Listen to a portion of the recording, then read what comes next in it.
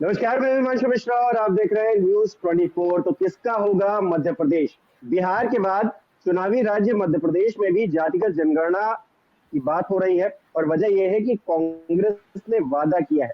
जी हाँ, कांग्रेस ने 5 वादे पहले किए थे। गैस सिलेंडर 500 रुपए में, हर महिला को 1500 रुपए प्रति महीना, बिजली 100 यूनिट माफ और 200 यूनिट हाफ, किसानों का कर्ज माफ और पुरानी पेंशन योजना को लागू करने का। लेकिन अब एक और वादा इस लिस्ट में जुड़ गया है, छठा वादा, जातिगत जनगणना करवाएंगे। इससे राज्य की पॉलिटिक्स में क्या असर पड़ने वाला है और क्योंकि चुनाव आ रहे हैं तो चुनाव पर इसका क्या असर पड़ेगा, इसे लेकर आज हम चर्चा करेंगे। शिवम शुक्ला जी भारतीय जनता पार्टी से हमारे साथ जुड़ चुके हैं। अभिनव बरोलिया जी कांग्रेस पार्टी से हमारे बीच है। सरमन नगेला जी वरिष्ठ पत्रकार हमारे साथ जुड़े। आप सभी लोगों का बहुत बहुत स्वागत है। अभिनव जी, सबसे पहले मैं आपके पास आना चाहूंगा। बिहार के बाद अब मध्य प्रदेश में जातिगत जनगणना की शुरुआत जो है आप करवाएंगे, आप ऐसा बोल रहे हैं, तो इसके पीछे क्या मोटिव?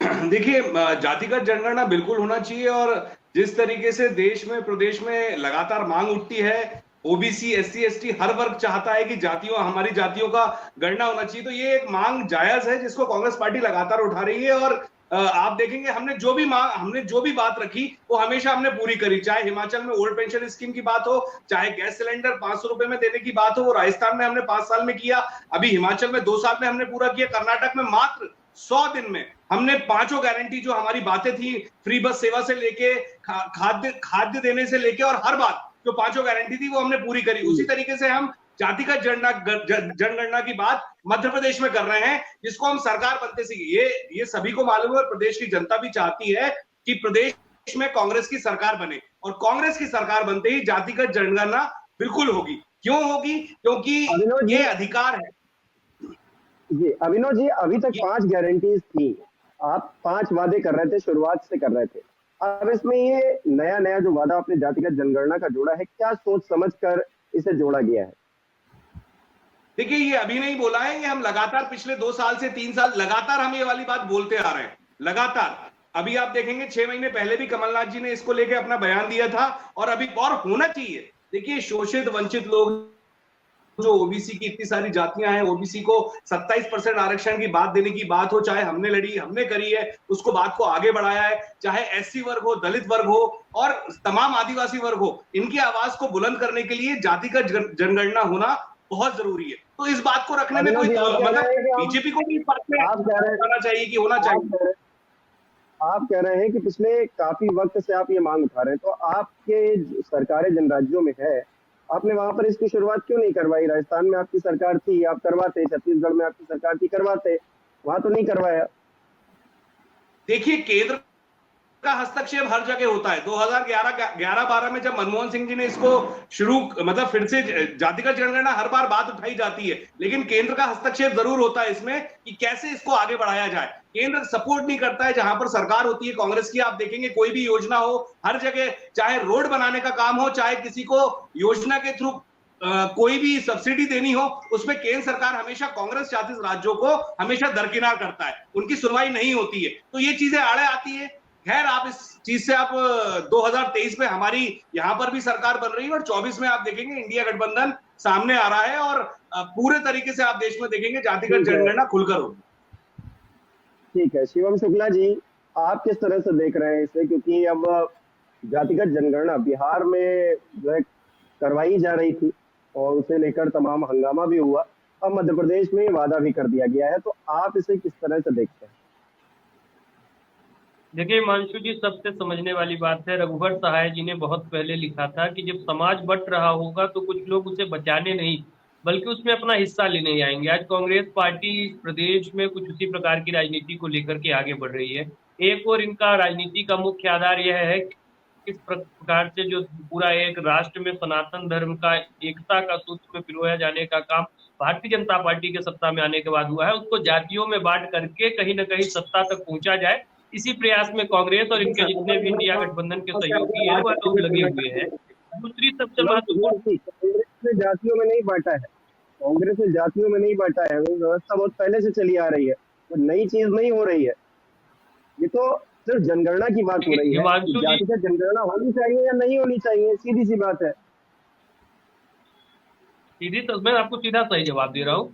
और दूसरी, जातियां बहुत पहले से चली आ रही हैं, लेकिन अगर उन जातियों पर अगर हम इतने वर्षों बाद आज भी लड़ाई लड़ते रहे, उसको आधार बना करके ही हमारा राजनीतिक विमर्श तैयार हो, तो यह कहीं से भी अच्छी चीज नहीं। सरकार की हमारा यह विशेष ध्यान रहता है कि जितने भी आर्थिक रूप से पिछड़े हुए वर्ग हैं, सामाजिक रूप से पिछड़े हुए वर्ग हैं, उनके लिए अनेकों ऐसी विकास मूलक योजनाएं हमारी केंद्र और प्रदेश की सरकारें निरंतरता के साथ ला रही है। लेकिन उसके लिए समाज में विद्वेष उत्पन्न किया जाए, यह भारतीय जनता पार्टी की कभी भावना नहीं। और कांग्रेस पार्टी को अगर वास्तव में इतना ओबीसी वर्ग की चिंता होती तो मंडल कमीशन की रिपोर्ट जब सन 77 में हमारे गठबंधन वाली सरकार ने कहीं ना कहीं उसको बना करके तैयार किया, उसको लागू करने में इतना वक्त कांग्रेस पार्टी ने क्यों लगा दिया? अगर इनको इतनी चिंता थी तो अपने इतने लंबे शासन काल में इन्होंने कभी उस दिशा में विचार क्यों नहीं किया?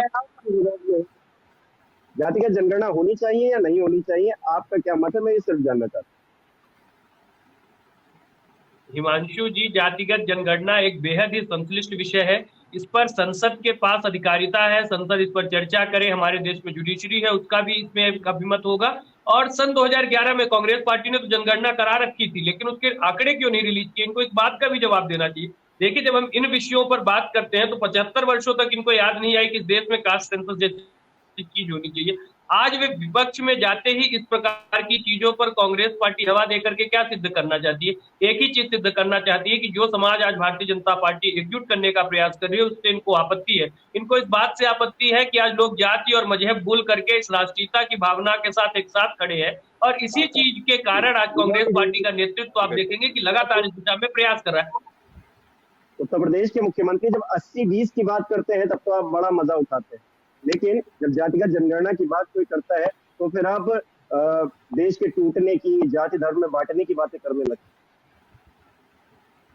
देखिए हिमांशु जी, 80-20 का जो प्रश्न आपने किया बहुत ही मौजूद है। सबसे महत्वपूर्ण चीज है, समाज में एक ऐसा वर्ग होता है जिसको हर चीज से आपत्ति होती है, जो केंद्र और प्रदेश की सरकारों के द्वारा जो एक पूरी तरीके से समाज को एकजुट करने का प्रयास किया जा रहा है, उसमें विघ्न संतोषी लोगों के द्वारा कहीं ना कहीं व्यवधान उत्पन्न किए जाते हैं। तो 80-20 का डिफरेंस तो आप मध्य प्रदेश में भी देखेंगे, 80-20 का डिफरेंस आपको हर जगह देखने को मिलेगा। और यही 80-20 डिफरेंस की मानसिकता को कांग्रेस पार्टी रेखांकित करना चाहती है। देखिए, भारतीय जनता पार्टी का स्पष्ट इस विषय पर मानना है, कानून विशेषज्ञ जितने भी हैं, जितने भी इस प्रकार की संस्थाएं हैं, उनके साथ विचार मंथन और विमर्श के बाद इस दिशा में आगे बढ़ने से पहले कोई निर्णय लेना होगा। और कांग्रेस पार्टी आज बिना इस विषय के तकनीकी पहलुओं को समझे इस प्रकार से राजनीतिक स्वार्थों की सिद्धि के लिए इस प्रकार की एक राजनीतिक पूरी कहीं ना कहीं धारा को हवा दे रही है। ठीक है शर्मन जी, आपको क्या लग रहा है कि जातिगत जनगणना होनी चाहिए या नहीं होनी चाहिए, और इसका वादा अगर कांग्रेस ने कर दिया है तो चुनावी मौसम में फायदा होगा या फिर नुकसान होगा, किस तरह से देखते हैं? देखिए माननीय हिमांशु जी, कांग्रेस पार्टी ने यदि ये बात रखी है तो कांग्रेस पार्टी ने काफी सोच समझकर और अध्ययन करने के बाद ये जनता के समक्ष रखी है और मीडिया के समक्ष। जहां तक मेरी जानकारी है कि अखिल भारतीय कांग्रेस कमेटी के ट्विटर हैंडल से अप्रैल में राहुल गांधी जी के माध्यम से एक जनगणना का एक डिटेल आंकड़े जारी किए गए थे और तभी से जातिगत जनगणना की बात चली आ रही है। और मध्य प्रदेश के पूर्व मुख्यमंत्री और मध्य प्रदेश कांग्रेस कमेटी के अध्यक्ष माननीय कमलनाथ जी ने भी कई बार इसको कहा है और अब ये उन्होंने अपने ऑफिशियल हैंडल से इस बात को जनता के समक्ष रख दी है। तो इसमें ये 2-3 चीजें मैं जो संदर्भ देना चाहूंगा कि देखिए, जब राहुल गांधी जी ने उसको ट्वीट किया था तो उसके पीछे उनका ये कहना है कि जब जनगणना होगी तो समाज में किसकी कितनी हिस्सेदारी है, यानी कि आरक्षण के माध्यम से, नौकरियों के माध्यम से, बाकी चीजों के माध्यम से वो निकल कर आएगा। इसी तरह से उन्होंने इसका भी आंकड़ा दिया है कि क्या बोलते हैं, उन्होंने इसका भी आंकड़ा दिया है कि भारत सरकार में जो सचिव के पद है उसमें एससी एसटी के लोगों की संख्या कितनी है, ओबीसी की संख्या कितनी है, फिर ज्वाइंट सेक्रेटरी में कितनी है, फिर डिप्टी सेक्रेटरी में कितनी है, फिर राज्यों में क्या स्थिति है। तो उनका इसके पीछे आशा ये है कि जब ये जातिगत जनगणना हो जाएगी तो जो सरकारी जो आरक्षण है, सरकारी जो आईआईटीज हैं, विश्वविद्यालय हैं, बहुत सारी संस्थान है, वहां पर अनेकों पद खाली हैं। मैं संक्षेप में मैंने बताया तो उससे स्पष्ट हो पाएगा कि किसको कितना उसके माध्यम से लाभ मिला है। और उसके पीछे दूसरा एक और भी है, वो ये भी है कि जनगणना जो है ना, लंबे समय से हुई नहीं है। और कांग्रेस पार्टी इसलिए बात कह रही है कि इससे SC ST OBC वर्ग के बीच में कांग्रेस पार्टी एक हितैषी के रूप में उभरेगी और इससे उनको लाभ होगा। अब देखिए, जब मंडल कमीशन आया था तब भी इस तरह की बातें हुई थी। और जहां तक ये जो बात जातिगत जनगणना से वैमनस्यता फैलने की जो जहां तक बात है, ये मेरे को इसलिए कुछ इसमें कोई बहुत ज्यादा ऐसा कुछ दिखता है, क्योंकि जब आप आरक्षण देते हैं तो जातिगत के आधार पर देते हैं ना, कि आप SC हैं, आप ST हैं, आप OBC हैं, तभी तो आपको आरक्षण मिल रहा है सरकारी नौकरियों में, तभी तो आपको संविधान के तहत लोकसभा, विधानसभा, आपको राज्यों के नगरीय निकाय में या पंचायतों में आपको चुनाव लड़ने का अधिकार मिल रहा है, या आपको विदेश में पढ़ाई जाने के लिए मिल रहा है, या आपको कोई पेट्रोल पंप लगाना है, या आपको कोई किसी तरह का गैस इंडस्ट्री लगाना है, या गैस लेना है, या स्टार्टअप खड़ा करना है, या कोई बड़ा काम करना है। मेरा कहने का मतलब ये है कि जो एंटायर गवर्नमेंट ऑफ इंडिया की, स्टेट गवर्नमेंट की जो रिजर्वेशंस हैं SC ST के लिए, OBC के लिए, एजुकेशन के लिए और अपने इंडस्ट्री लगाने के लिए, उसमें इन सारी चीजों का उल्लेख इसीलिए है कि जब हम एक वर्ग विशेष के नाते देते हैं कि SC को इतना है, ST को इतना, OBC को इतना है, माइनॉरिटीज को इतना है, तो इसमें जनगणना जब हो जाएगी तो उससे उनका जो अनुपात है वो निकल कर आएगा कि इसमें किस वर्ग को कितना लाभ मिल रहा है या नहीं मिल रहा। अब ये विषय आता है पार्लियामेंट का। अब पार्लियामेंट इसमें डिसीजन लेगा, राज्य तो कर सकती हैं, लेकिन अंतिम निर्णय भारत सरकार को लेना होता, और भारत सरकार भी निर्णय तभी लेती है जब पार्लियामेंट में रखती है, पार्लियामेंट में डिबेट होता, या तो कोई मेंबर ऑफ पार्लियामेंट अशासकीय संकल्प लेकर आए, या राज्य सरकार अपना अशासकीय संकल्प वहां भेजे, या पॉलिटिकल पार्टी या जिसकी सरकार है वो अपना एक अध्यादेश लाकर इस पर जनगणना की बात कह सकती है, जिसको कि पार्लियामेंट में वो पारित करा सकती है। तो ये सारी चीजें हैं। इसके साथ साथ उनको अपना जो लीगल है उस पर भी थोड़ा सा देखना पड़ेगा कि इसको किस दृष्टि से करना चाहिए। ठीक है अभिनव जी, आपने वादा तो कर दिया, लेकिन क्या आधिकारिक तौर पर राज्य सरकारों को जनगणना करने का अधिकार है? ये सवाल भी उठता है, क्योंकि जब बिहार में ये शुरू हुआ तो इस पर बहुत डिबेट हुई कि आपको अधिकार ही नहीं है, और मामला कोर्ट तक चला गया। तो लीगली क्या आप बाउंड नहीं है? अगर आपकी सरकार आ भी जाती है तो जातिगत जनगणना आप करवा पाएंगे या नहीं करवा पाएंगे, इस पर भी संशय है। कर्जा माफ हो, चाहे कोई भी कार्य करने के लिए हमेशा नीति नियत होनी चाहिए, जो कांग्रेस ने करके दिखाया, इसलिए जनता उसके साथ है। जातिगत जनगणना की बात हम लगातार कर रहे हैं और इसको करके रहेंगे हम, लेकिन भाजपा अभी आप सुन रहे होंगे, आपका न्यूज 24 चैनल पे सारे दर्शक सुन रहे होंगे, भाजपा की ना नीति साफ है ना नियत साफ है। कांग्रेस को कोसने के अलावा, गांधी परिवार को कोसने के अलावा, कमलनाथ जी को कोसने के अलावा और जातियों की हिंदू मुस्लिम वाली बातें करने के अलावा इनके पास कोई मुद्दा नहीं रहता। मैं साफ साफ कहना चाहता हूं कि आप साफ साफ बोलिए कि जाति का जनगणना कराएंगे, आप बोलिए ना, लेकिन ये बोल नहीं रहे हैं क्योंकि ये कराना नहीं चाहते। और कांग्रेस ये बात रख रही है, कमलनाथ जी ने भी रखी है, राहुल गांधी जी ने भी रखी है कि जातिगत जनगणना होनी चाहिए इस देश में, तो वो होके रहेगी। तो इन सब चीजों से घबराने से अच्छा है कि हम अपनी नीति और नीयत साफ रखें। लेकिन शिवम जी कह रहे हैं आप जो है वैमनस्यता पैदा करेंगे ऐसा करके, आप जो वादा कर रहे हैं उससे। देखिए माहौल देश में किस तरीके का है आप लोग जानते हैं, कौन कैसा माहौल क्रिएट कर रहा है, मणिपुर में क्या हो रहा है और वहां की बात करने पर किस तरीके से भाजपा आग बबूला हो रही है, देश के अंदर कैसे हालात हैं, किस तरीके से अराजकता फैली हुई है, ये सब टॉपिक इनकी केंद्र में सरकार है, लेकिन ये उस पर भी बात नहीं करती है। हम अगर कोई मुद्दे उठाते हैं, हम कोई बात करती है तो उस पे आके उसका विरोध करती है और सीधे सीधे कांग्रेस पे वार करना। अरे आप उसके सॉल्यूशंस निकालिए जो जनता चाहती है। आज ओबीसी का हर इंसान चाहता है कि जातिगत जनगणना हो, SC का हर इंसान, हर व्यक्ति चाहता है कि जातिगत जनगणना हो, ST आदिवासी जाति क्यों डर रही है जातिगत जनगणना कराने से, उस पर गोलमोल बातें क्यों करती है? तो हम साफ साफ चाहते हैं जातिगत जनगणना होनी चाहिए और कांग्रेस की सरकार बनते से ही जातिगत जनगणना होगी। ठीक है शिवम जी, केंद्र में आपकी सरकार है, राज्य में भी आपकी सरकार अभी तक थी, तो ये मुद्दा जातिगत जनगणना वाला या फिर हर इंसान जो समाज का हर वर्ग है वो अपने आप को पीछे ना पाए, हमेशा आगे खड़ा हुआ पाए, क्योंकि प्रधानमंत्री जी भी कहते हैं कि हमारी योजनाएं जो समाज का आखिरी व्यक्ति है वहां तक पहुंचनी चाहिए, हम ऐसा प्रयास करते हैं। तो इस चीज में जातिगत जनगणना होने से क्या और ज्यादा लाभ और जो योजना है उनका अच्छे से पेनिट्रेशन, लोगों तक पहुंच नहीं बढ़ेगी? क्या ये गलत मुद्दा है? देखिए, सबसे प्राथमिक चीज तो यह है कि हमारे दल का जो मूलभूत सिद्धांत है वही अंत्योदय है। हम समाज के आखिरी पायदान पर खड़े व्यक्ति के लिए ही योजनाएं बनाते हैं और उसको क्रियान्वित करके भी दिखाते हैं। हमारी योजनाओं में इस प्रकार के लूप होल्स नहीं होते हैं, भ्रष्टाचार नहीं होते हैं, जैसा कांग्रेस के शासनकाल में स्वयं राजीव गांधी जी रेखांकित करते थे कि ऊपर से 1 रुपया दो, 85 पैसा तो बिचौलिए लेकर के चले जाते हैं। हमारे यहाँ पर डीबीटी के माध्यम से तमाम योजनाओं में यह सुनिश्चित किया जाता है वह आखिरी व्यक्ति जो मैंने समाज आपसे बोला के था हित ये में उससे राजीव योगदान गांधी दे रहा है उसका जिन्होंने वास्तविक देश को अर्थों में बनाने में आगे लाभ बढ़ाने पहुंचे। में कितनी दूसरी सबसे मदद की, लेकिन आज महत्वपूर्ण चीज यहाँ यह पे है कि मैं कांग्रेस के भाजपा की प्रवक्ताओं कुछ जैसे बीच मानसिकता बीच दिख में रही है, टोका साफ साफ टाकी दिख नहीं रही है। करता। विनोद जी, आपको मैंने बहुत ही धैर्यपूर्ण तरीके से सुना, आप भी सुनने का साहस रखिए। आपको देश को दोबारा बनाने हिमांशु वाले को जब अवसर देंगे तो आप सुनने वो भारत को बोलिएगा, बिगाड़ के और अभी आप सुनने का काम कीजिए। दूसरी सबसे महत्वपूर्ण चीज,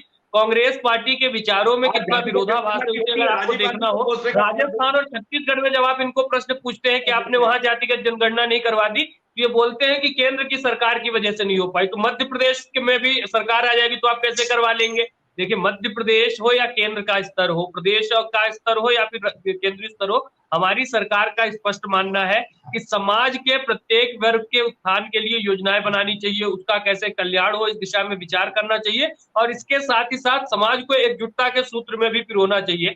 चाहे वह आर्थिक रूप से जो पिछड़े लोग हैं उनके लिए आरक्षण देने का प्रावधान हो। मध्य प्रदेश में ओबीसी वर्ग को आरक्षण देने का काम हमारी शिवराज सिंह चौहान जी की सरकार ने किया। कांग्रेस पार्टी ने पूरे मामले को कोर्ट में लटकाने का कार्य किया था, अगर आपके स्मरण में ये चीज हो।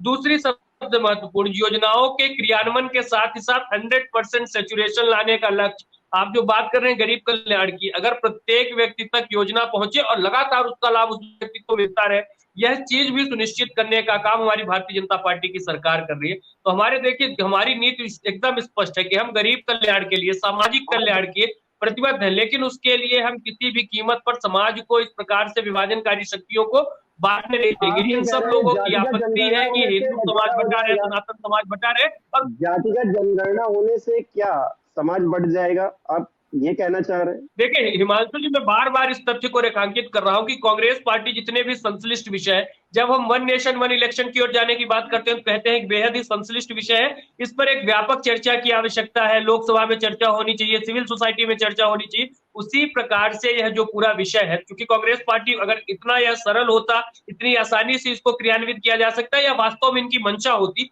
तो 75 वर्षों तक जो लोग सत्ता पर थे वह इसको करके कहीं ना कहीं आगे बढ़ गए होते। लेकिन चूंकि इस विषय में बहुत सारी संश्लिष्टताएं हैं इसमें, मेरी तो कोई चर्चा नहीं की ना, आप ही चर्चा कर लेते। देखिए स्वाभाविक तौर पर वक्त वक्त पर इन दिशा पे विचार किया गया। भारतीय जनता पार्टी ने सुनिश्चित किया कि ओबीसी वर्ग को पर्याप्त संख्या में नेतृत्व मिले, उनके लिए आरक्षण के प्रावधान जिस स्तर पर हमारी सरकार ने किया है। मध्य प्रदेश में ही आप देखिए, पंचायत के चुनावों में भी कांग्रेस पार्टी ने तो पूरा विषय कोर्ट में लटका दिया था। भारतीय जनता पार्टी की सरकार ने उनकी लड़ाई और उनको आरक्षण दिलाने का काम किया। तो इस चीज को आप एकदम स्पष्ट समझ लीजिए, भारतीय जनता पार्टी की सरकार पूरी तरीके से प्रतिबद्ध है जितने भी सामाजिक या आर्थिक रूप से पिछड़े हुए वर्ग हैं उनके कल्याण के लिए। हमारी नीतियों में कांग्रेस पार्टी की तरीके से विरोधाभास आपको नहीं दिखेगा, और न ही हम इस प्रकार से कभी तुष्टीकरण की राजनीति पर विश्वास करते हैं। आप इस चीज को समझ लीजिए। इस दिशा में लगातार जितने भी सोसाइटी के लोग हैं, हमारी सरकार के इस प्रकार के प्रतिनिधि है जो इस विषय के जानकार हैं, वह विचार और मंथन कर रहे हैं। आने वाले दिनों में स्थिति और ज्यादा स्पष्ट होगी। श्रवण नगेला जी, क्लोजिंग कमेंट ये चाहूंगा कि देखिए, भारतीय जनता पार्टी साफ तौर से तो नहीं कह रही है ये जातिगत जनगणना होनी चाहिए, लेकिन कांग्रेस ने अगर साफ तौर से कह दिया है, ये वादा कर दिया है, तो क्या कांग्रेस पार्टी ने एक कदम आगे बढ़ा लिए हैं चुनाव में? देखिए हिमांशु, ये बिल्कुल एक ठीक कहा है आपने कि कांग्रेस पार्टी के जो लीडर हैं, जिनको कि Congress party entire Congress party अपना लीडर मान चुकी है। राहुल गांधी जी ने जब ट्वीट किया था अप्रैल में, और जैसा कि अभी भी स्टेट ने किया है और माननीय कमलनाथ जी ने भी बार बार कहा है, तो विद इन पार्टी इनका निर्णय तो हो चुका है कि स्टेट में और सेंटर में जब हम पावर में रहेंगे तो हम जातिगत जनगणना कराएंगे। अब राज्यों में यदि जहां जहां इनकी, जैसे कि भाई अब कर्नाटक में आपकी सरकार है तो आप कराइए ना, हिमाचल में आपकी सरकार है आप कराइए, छत्तीसगढ़ में आपकी सरकार है आप कराइए, तो जहां जहां या जहां आपके अलायंस की सरकार है, इंडिया की सरकार है, आइए तो वहां वहां आप जनगणना का परंपरा चालू करा दीजिए ना अभी से। और जिन राज्यों में आपकी सरकार बने नहीं बने वो बाद में देखा जाएगा, और ये सारे के सारे जनगणना कराने के बाद सारी की सारी रिकमेंडेशन आप भारत सरकार को और पार्लियामेंट को भेजिए। शासकीय संकल्प या शासकीय संकल्प के माध्यम से अंतिम निर्णय पार्लियामेंट लेगा और भारत सरकार लेगी। लेकिन कांग्रेस पार्टी इसमें अपना माइलेज देख रही है। उनको लग रहा है कि यदि हम जातिगत जनगणना की बात मतदाताओं के बीच में, मध्य प्रदेश की जैसे 9 करोड़ जनसंख्या है, लगभग 5.5 करोड़ के लगभग मतदाता है, 5 करोड़ 53 लाख के लगभग मतदाता हैं, तो निश्चित रूप से सभी वर्गों के लोग हैं। तो जो SC ST OBC के समाज के जो लोग होंगे वो इनकी इस गारंटी से निश्चित रूप से प्रभावित होंगे। बिल्कुल बिल्कुल बिल्कुल बिल्कुल बिल्कुल सही बात है शर्मन नगेला जी कि अगर कांग्रेस पार्टी मध्य प्रदेश में वादा कर रही है तो जहां पर उनकी सरकारें हैं वहां पर उनको ये परंपरा शुरू करनी चाहिए, उसके बाद चीजें आगे बढ़ानी चाहिए। हालांकि ये तो नहीं हुआ है, लेकिन चुनावी मौसम में अगर छठा वादा जातिगत जनगणना का कांग्रेस की तरफ से कर दिया गया है तो इसका क्या इम्पैक्ट हमारे दर्शक दिखते हैं, हमें कमेंट करके बता सकते हैं। फिलहाल के लिए चर्चा में जुड़ने के लिए आप सभी लोगों का बहुत बहुत शुक्रिया। शिवम जी, अभिनव जी, सरवन जी, बहुत बहुत शुक्रिया आपका।